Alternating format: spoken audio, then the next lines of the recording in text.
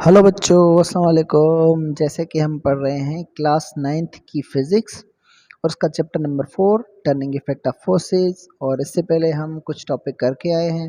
कपिल हो गया हमारा और भी टॉपिक किए हैं। तो आज का जो हमारा टॉपिक है वो है इक्विलिब्रियम। तो इक्विलिब्रियम क्या है और इसकी कंडीशंस क्या हैं, इसकी टाइप्स कौन सी हैं, इसकी स्टेट्स कौन सी हैं। तो ये एक बहुत लेंदी टॉपिक है और इसको हम इसी लेक्चर में समझेंगे और इसको समझने की कोशिश करेंगे। तो आइए स्टार्ट करते हैं और इसे समझने की कोशिश करते हैं। Equilibrium: when a body does not possess any acceleration neither linear nor angular is said to be in equilibrium। तो एक तो इक्विलिब्रियम होता क्या है ये तो आप समझ लें कि जब भी कोई बॉडी कोई एक्सेलरेशन पजेज ना करती हो, उसमें किसी भी किस्म की एक्सेलरेशन ना हो, ना कि लीनियर एक्सेलरेशन हो ना कि एंगुलर एक्सेलरेशन हो, तो तब हम कहेंगे कि ये बॉडी किस में है, ये बॉडी इक्विलिब्रियम कंडीशन में है। जैसे कि एक बुक पड़ा हुआ है टेबल पर, ये एक क्या है, इक्विलिब्रियम कंडीशन में है। कोई उसकी जो है उसमें कोई एक्सेलरेशन नहीं है।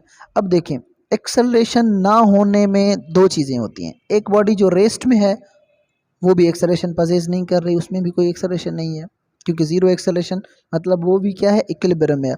और सेकंड जो बॉडी यूनिफॉर्म मोशन में है, यूनिफॉर्म मोशन हम पीछे पढ़ के आएंगे। यूनिफॉर्म वेलोसिटी क्या होती है? यूनिफॉर्म वेलोसिटी मतलब कि equal change in time with equal change in velocity with equal interval of time. तो जो यूनिफॉर्म मोशन में होगी ना जो चीज़, तो उसमें भी एक्सेलरेशन प्रोड्यूस नहीं होगी क्योंकि वेलोसिटी चेंज होगी ही नहीं, तो एक्सेलरेशन प्रोड्यूस नहीं होगी। तब भी वहाँ पर एक्सेलरेशन क्या होगी, ज़ीरो होगी। तो जो बॉडी यूनिफॉर्म मोशन में होगी ना वो भी बॉडी कहलाएगी इक्विलिब्रियम में, क्योंकि एक्सेलरेशन ज़ीरो है। तो इक्विलिब्रियम को समझने के लिए एक्सेलरेशन को ज़ीरो करना होता है कि जहाँ जहाँ पर भी एक्सेलरेशन ज़ीरो है मतलब वहाँ वो बॉडी इक्विलिब्रियम में है। तो कोई बॉडी अगर रेस्ट में है मतलब वो भी इक्विलिब्रियम में है, कोई बॉडी अगर यूनिफॉर्म मोशन में है तो मतलब वो भी इक्विलिब्रियम में है। अब इक्विलिब्रियम के होते हैं दो टाइप्स। एक टाइप जो होता है वो होता है स्टैटिक इक्विलिब्रियम, दूसरा जो होता है वो होता है डायनामिक इक्विलिब्रियम। तो इनको समझने की कोशिश करते हैं। स्टैटिक इक्विलिब्रियम फर्स्ट क्या है? A body at rest is said to be in static equilibrium. Static लफ्ज जो है इसकी मीनिंग ये होती है कि रेस्ट। तो जब कोई बॉडी अगर रेस्ट में है तो हम कहेंगे कि ये कौन से इक्विलिब्रियम में है, स्टैटिक इक्विलिब्रियम में है। जैसे कि दीवार पर कुछ हम टांगते हैं वो लगा हुआ होता है, जैसे क्लॉक वगैरह, ये भी कौन से, ये स्टैटिक इक्विलिब्रियम है। कोई बुक वगैरह टेबल पर, ये भी क्या है, स्टेबल और स्टैटिक इक्विलिब्रियम में है। तो second one is dynamic equilibrium. अब डायनामिक इक्विलिब्रियम को समझना थोड़ा लाजिम है और थोड़ा ट्रिक है इसमें। A moving object that does not possess any acceleration neither linear nor angular is said to be in dynamic equilibrium. अब बॉडी, वो जो बॉडी होगी तो मोशन में होगी लेकिन उसमें एक्सेलरेशन नहीं होगी। बॉडी मोशन में है, एक्सेलरेशन नहीं है, तो मतलब क्या कि बॉडी यूनिफॉर्म मोशन में है। तो ऐसी बॉडी जो यूनिफॉर्म मोशन में होगी तो वो भी इक्विलिब्रियम पजेज कर रही है क्योंकि उसकी एक्सेलरेशन ज़ीरो है। और इक्विलिब्रियम की जो कंडीशन है वो है क्या कि जब कभी भी एक्सेलरेशन ज़ीरो होगी मतलब वो क्या है, इक्विलिब्रियम में है। लेकिन जो मोशन में, यूनिफॉर्म मोशन में जो बॉडी होगी होगी वो भी इक्विलिब्रियम में, मगर उस इक्विलिब्रियम को हम कहते हैं कि ये है डायनामिक इक्विलिब्रियम। और जो स्टेट में होगी यानी कि रेस्ट में होगी उस बॉडी, उसके इक्विलिब्रियम को कहा जाता है स्टैटिक इक्विलिब्रियम। तो एक तो इक्विलिब्रियम होता क्या है, जब भी किसी बॉडी की एक्सेलरेशन ज़ीरो इक्विलिब्रियम में होगी। तो जब भी कोई बॉडी रेस्ट में हो तो वो स्टैटिक इक्विलिब्रियम, जब भी कोई बॉडी यूनिफॉर्म मोशन में हो तो वो डायनामिक इक्विलिब्रियम। तो ये हो गया क्लियर। अब डायनामिक इक्विलिब्रियम के जो एग्जांपल्स हैं, जैसे कि यूनिफॉर्म मोशन, अब जैसे कि पैराशूट से कोई बंदा जो है नीचे जो आता है तो वो भी एक किस्म का उसमें इक्विलिब्रियम मेंटेन होता है क्योंकि एक यूनिफॉर्म मोशन होता है उसमें। तो यूनिफॉर्मली एक नीचे आता है तो वो भी डायनामिक इक्विलिब्रियम का एक जो है किस्म है, और डायनामिक इक्विलिब्रियम का एग्जांपल है। तो ये था इक्विलिब्रियम और उसके दो types, static equilibrium, dynamic equilibrium. उसके बाद होती है कंडीशंस ऑफ इक्विलिब्रियम। अब कंडीशंस ऑफ इक्विलिब्रियम, इनको समझने की कोशिश करते हैं। तो एक है फर्स्ट कंडीशन ऑफ इक्विलिब्रियम। अब फर्स्ट कंडीशन ऑफ इक्विलिब्रियम होती क्या है? According to this condition for equilibrium sum of all forces acting on a body must be zero. अब first condition of equilibrium body कब सेटिस्फाई करेगी? जब उस body पर जितने भी फोर्सेस लग रहे हों, यहाँ पर तो दो हैं, फोर्स 1 फोर्स 2, तो यहाँ पर दो फोर्सेस है, मगर अगर फोर्सेस दो से ज़्यादा हो, 3 हो, 4 हो, 5 हो, 6 हो, जितने भी फोर्सेस हो उन सब का जो सम हो वो ज़ीरो के इक्वल होना चाहिए, तो हम कहेंगे कि ये body first condition of equilibrium को सेटिस्फाई करती है। तो इन शॉर्ट यही है कि first condition of equilibrium satisfy करने के लिए बॉडी पर जितने भी फोर्सेस लग रहे हैं उनका सम होना चाहिए। अब सम कब ज़ीरो होगा, जबकि डायरेक्शन उनका अपोजिट हो, तभी ज़ीरो हो सकता है। कुछ नेगेटिव होंगे, कुछ पॉजिटिव होंगे। एक फोर्स यहाँ से इस डायरेक्शन में, एक इस डायरेक्शन में, एक इस डायरेक्शन में लगे, सपोज़ एक इसमें लगे, तो इनका जो सम करेंगे वो हो जाएगा ज़ीरो के इक्वल। जब सम ज़ीरो हो जाएगा तब हम कहेंगे कि ये body first condition of equilibrium को सेटिस्फाई करती है। तो मैथमेटिकली इसे क्या कहेंगे हम, F1 F2 plus F3 is equal to Fn तक चले जाएंगे, यानी कि नंबर ऑफ फोर्सेस इनका सम ज़ीरो के इक्वल हो जाए।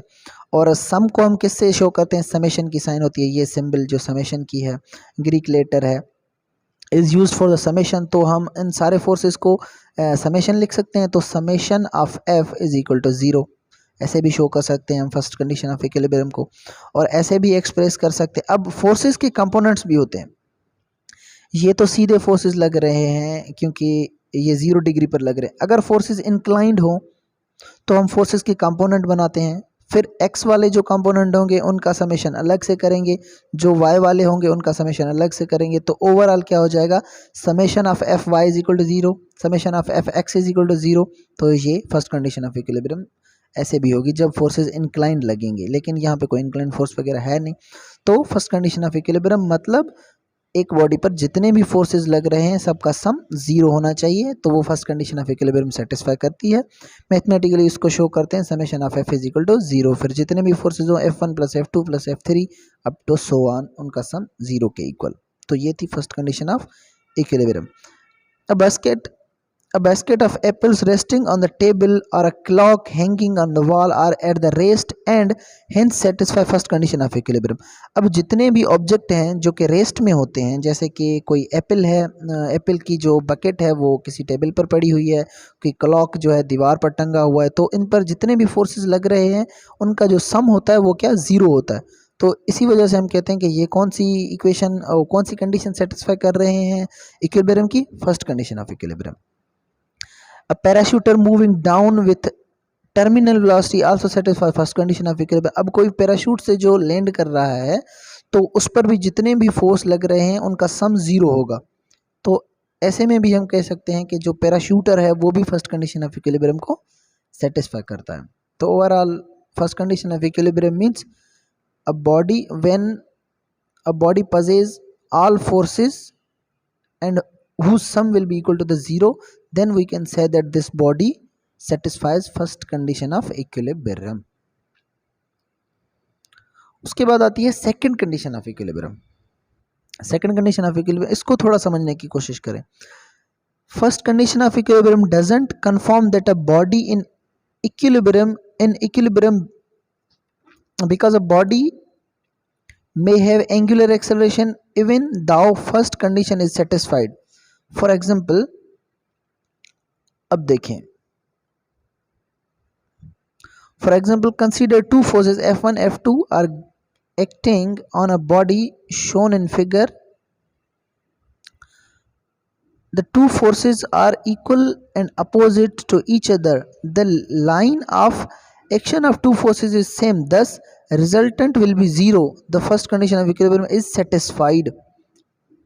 अब यहाँ पर देखें कि फर्स्ट कंडीशन ऑफ इक्विलिब्रियम की जो रिक्वायरमेंट है वो क्या है कि फोर्सेस का जो सम है वो ज़ीरो होना चाहिए। अब वो जो पीछे हम पढ़ के आए उसमें क्या था कि ये देख लें, उसमें ये फोर्सेस एक ही लाइन के थ्रू जो है लग रहे थे, फोर्सेस एक ही लाइन के थ्रू लग रहे हैं, तो इनका जो है वो कोई डिस्टेंस नहीं है इन दोनों के बीच में, परपेंडिकुलर डिस्टेंस नहीं, क्योंकि परपेंडिकुलर डिस्टेंस होगा तो टार्क प्रोड्यूस होगा। इसमें कोई परपेंडिकुलर डिस्टेंस नहीं था, ये फोर्स एक ही लाइन के थ्रू जो है लग रहे थे, तो इनका जो सम होगा वो क्या, ज़ीरो हो यानी कि हो रहा था। तो हम कह रहे थे कि ये first condition of equilibrium satisfy कर रही है बॉडी। अब बॉडी टू को देखें, इसमें क्या है कि फोर्सेस तो ये भी दो हैं, फोर्स वन फोर्स टू, इनका भी अगर हम सम करेंगे तो ज़ीरो होगा, क्योंकि ये इसका जो डायरेक्शन है यहाँ है और इसका डायरेक्शन यहाँ है।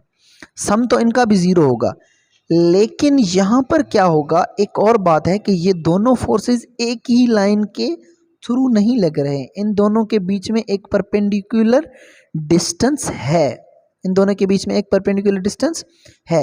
इस परपेंडिकुलर डिस्टेंस होने की वजह से क्या प्रोड्यूस होगा, कपल प्रोड्यूस होगा। और कपल क्या प्रोड्यूस करेगा, टार्क प्रोड्यूस करेगा।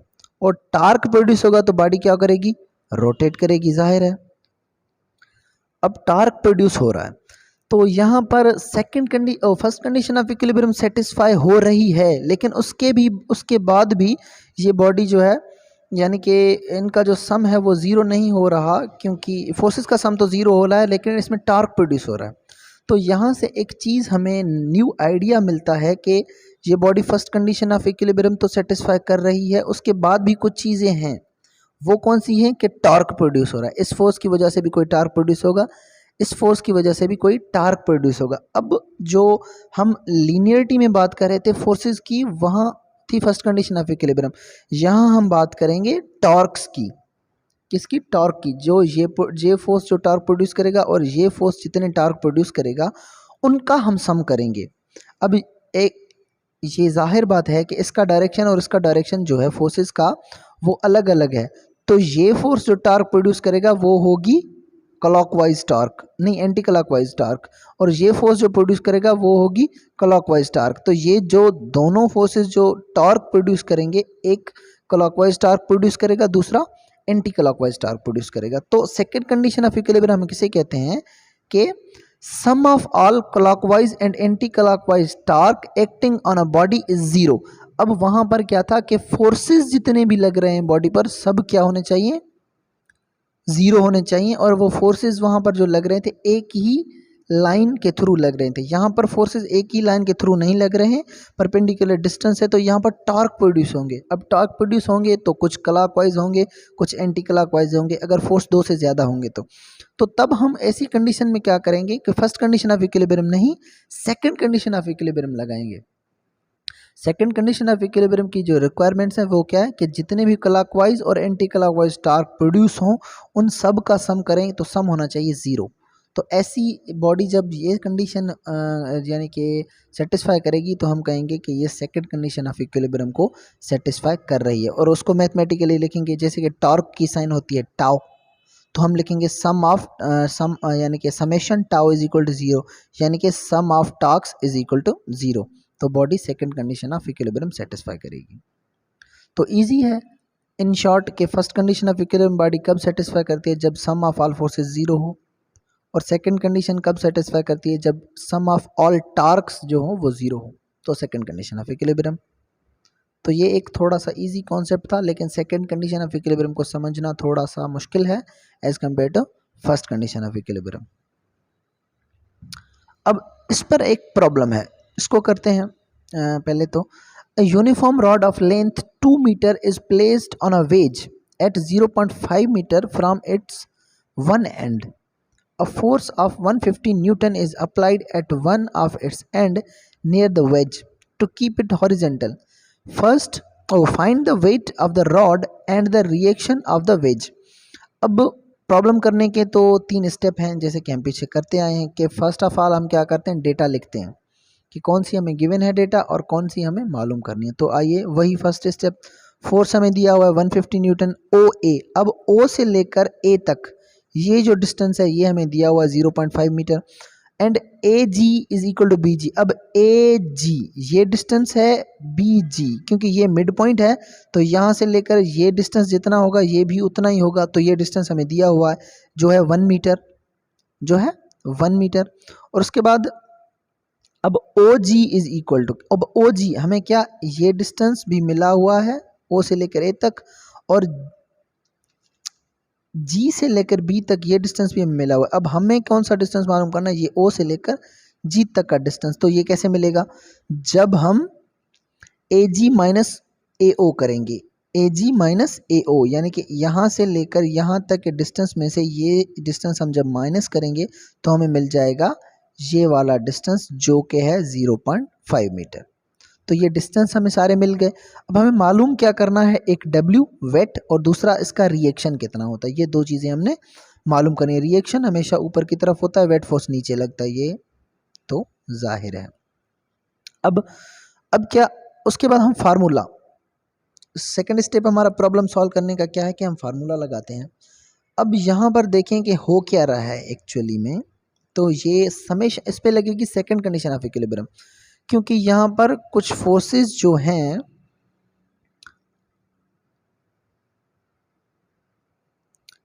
तो यहाँ पर हम लगा रहे हैं सेकंड कंडीशन ऑफ इक्विलिब्रियम। अब सेकंड कंडीशन ऑफ इक्विलिब्रियम में हमने क्या करना है कि टॉर्क मालूम करना है, क्योंकि हमें सम ऑफ टॉर्क करना है, तो टॉर्क मालूम करेंगे। अब टॉर्क कैसे प्रोड्यूस होता है, टॉर्क यानी कि एक फोर्स होगा और उसका परपेंडिकुलर डिस्टेंस। अब यहाँ पर फोर्स कितने हैं, एक तो ये एफ फोर्स है, ये भी एक फोर्स है एफ, और ये जो W है ये भी एक वेट फोर्स है, तो ये भी एक टॉर्क प्रोड्यूस करेगा, ये F भी एक टॉर्क प्रोड्यूस करेगा, और ये जो R है ये भी एक टॉर्क प्रोड्यूस करेगा। तो तीन टॉर्क यहाँ पर प्रोड्यूस हो रहे हैं। तो F मल्टीप्लाई बाय AO, ये फोर्स और ये डिस्टेंस मिलकर एक टॉर्क प्रोड्यूस करेंगे। दूसरा जो होगा ये R प्रोड्यूस करेगा टॉर्क, मगर ये यहाँ पर टॉर्क जीरो प्रोड्यूस होगा, क्योंकि फोर्स तो है मैग्नीट्यूड, मगर इससे मल्टीप्लाई डिस्टेंस, यहाँ पर डिस्टेंस कोई भी नहीं है, तो इसी के रेफरेंस से हम टॉर्क प्रोड्यूस करवा रहे हैं और इसी पर ये फोर्स लग रहा है R। तो यहाँ पर जो टॉर्क R जो प्रोड्यूस करेगा वो जीरो टॉर्क प्रोड्यूस करेगा, और इसका जो डायरेक्शन होगा वो भी नेगेटिव होगा, क्योंकि ये दोनों फोर्स नीचे लग रहे हैं, ये पॉजिटिव, जो ऊपर लग रहा है वो नेगेटिव, तो इसका जो डायरेक्शन होगा वो भी हम क्या लेंगे, नेगेटिव लेंगे। यहाँ पर एक गलती है कि पॉजिटिव लिया हुआ है, लेकिन यहाँ पर नेगेटिव लेंगे। तो एक फोर्स जो यानी कि F multiply by AO, R multiply by zero, यानी कि ये इसका जो डिस्टेंस है वो zero, W multiply by OG, तो इन सब का परपेंडिकुलर डिस्टेंस है और इसका डिस्टेंस जीरो है, तो इनका मैग्नीट्यूड हमें मिला हुआ है, F का मैग्नीट्यूड 150 मल्टीप्लाई बाय 0.5, और ये इसका जो हमें वेट फोर्स हमें मालूम करना है, क्योंकि हमें नहीं दिया हुआ, तो वेट को हम W ही रखेंगे, और इसका डिस्टेंस हमें मिला हुआ है वो है 0.5। तो यहाँ पे सारे नॉन हैं, इसको इक्वल टू जीरो करेंगे, क्योंकि summation of torque equal to zero according to second condition of equilibrium. तो यहाँ पर सारे नॉन है, एक जो W है वो अननोन है, तो यहाँ पर हम क्रॉस मल्टीप्लीकेशन करके यहाँ से हम W का वैल्यू निकाल सकते हैं, जो कि हमें W का वैल्यू मिलेगा 150 न्यूटन्स।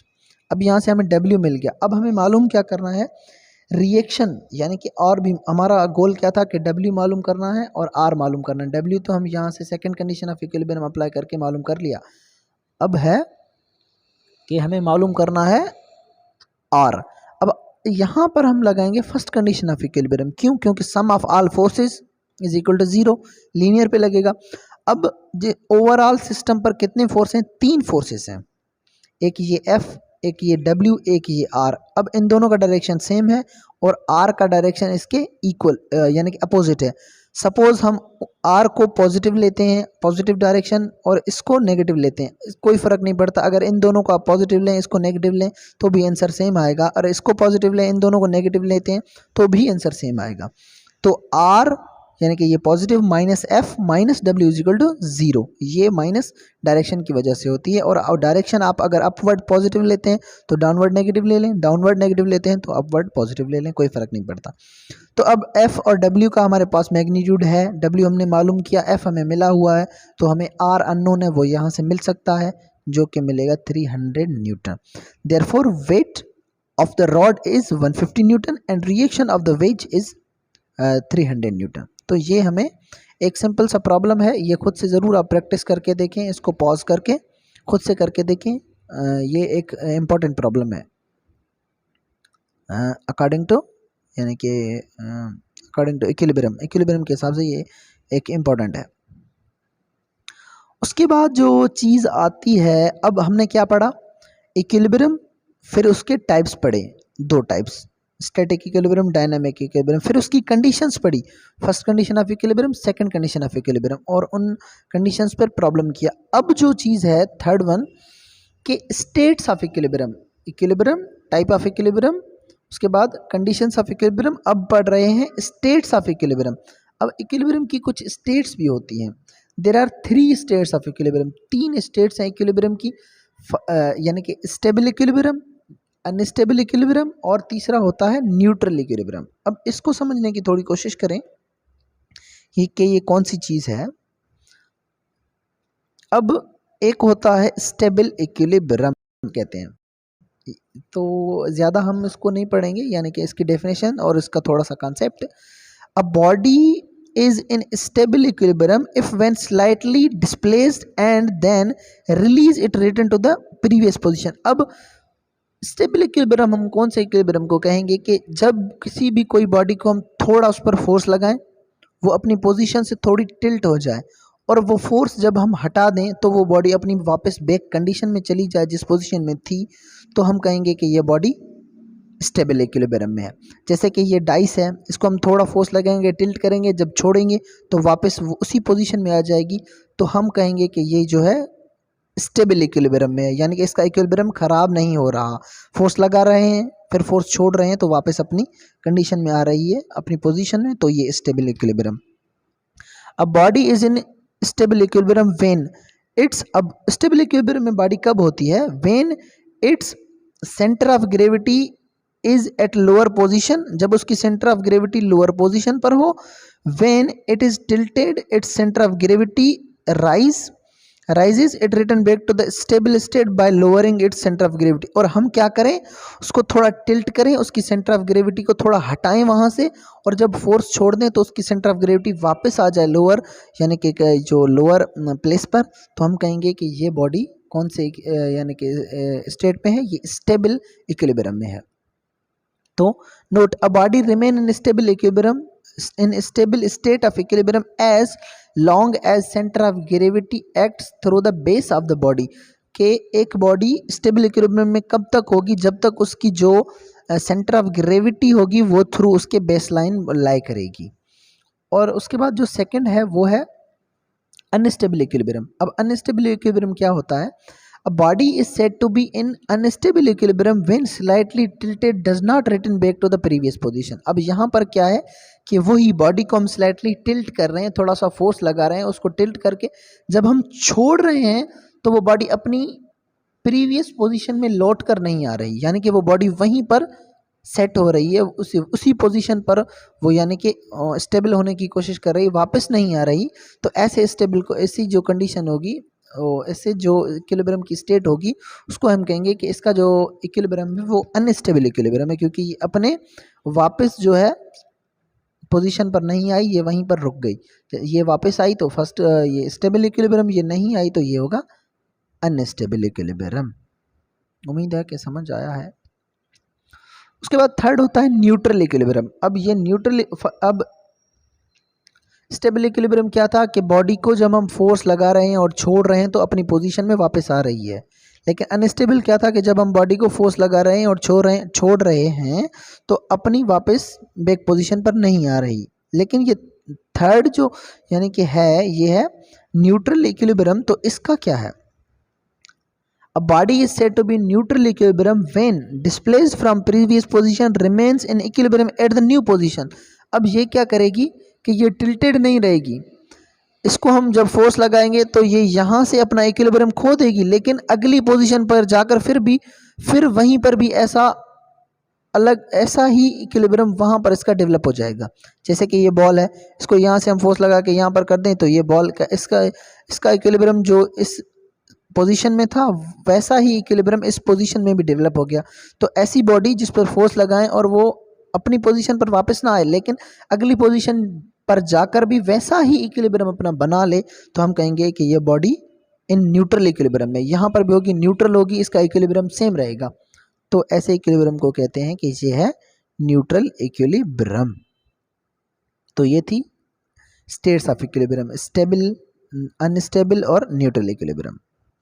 और उसके बाद आते हैं कि ये हैं आपके सेल्फ असेसमेंट क्वेश्चंस। उसके पहले थोड़ा इसका ओवरव्यू ले लेते हैं कि हमने पढ़ा क्या क्या है। इक्विलिब्रियम पढ़ा हमने, उसके बाद कंडीशंस ऑफ इक्विलिब्रियम पढ़ी हमने, उसके बाद स्टेट्स ऑफ इक्विलिब्रियम पढ़ी हमने, यानी कि इक्विलिब्रियम को हमने पूरा कवर किया है। उसके बाद सेल्फ असेसमेंट क्वेश्चन है इसके। तो क्वेश्चन नंबर है कि लिस्ट 3 स्टेट्स ऑफ इक्विलिब्रियम। अब स्टेट्स ऑफ इक्विलिब्रियम हम पढ़ के आए, कौन सी हैं तीनों। अगर समझ आया है तो आप खुद से इनके बारे में कुछ लिख सकते हैं कि स्टेबल इक्विलिब्रियम क्या होता है, अनस्टेबल क्या होता है और न्यूट्रल इक्विलिब्रियम क्या होता है। और एक और क्वेश्चन है, why a body in unstable equilibrium does not return back to the original position when give a small tilt. कि अब हमने इसका रीज़न बताना है कि अनस्टेबल इक्विलिब्रियम में जब भी हम किसी बॉडी पर फोर्स लगा रहे हैं तो जब वो टिल्ट हो रही है तो वापस बैक क्यों नहीं आ रही, अपनी पोजीशन में वापस बैक क्यों नहीं आ रही। तो इसको समझें आप कि वापस क्यों नहीं आ रही, क्योंकि जो उसकी सेंटर ऑफ ग्रेविटी है वो उसकी लोअर पोजीशन से हट रही है, हट जा रही है और फिर वहाँ पर वापस नहीं आ रही। तो इसी वजह से उसकी जो पोजीशन है वो चेंज, यानी कि वो पोजीशन जो है रिटर्न नहीं हो रही, इसकी पोजीशन चेंज हो रही है। इसी वजह से ये बॉडी वापस नहीं आ रही अपनी पोजीशन में। तो ये थे 2 क्वेश्चंस और यहाँ पर इसी के साथ यहाँ पर हम अपना लेक्चर ख़त्म करते हैं। तो आज हमने पढ़ा इक्विलिब्रियम और उसके कंडीशंस, उसके स्टेट्स, इसको हमने कंप्लीट किया। उम्मीद है कि आप लोगों को समझ आया होगा और इसको हम यहीं पे वाइंड अप करते हैं और इससे आगे अगले लेक्चर में हम कोई और टॉपिक लेके आएंगे और उसको समझने की कोशिश करेंगे। तब तक के लिए अल्लाह हाफ़िज़।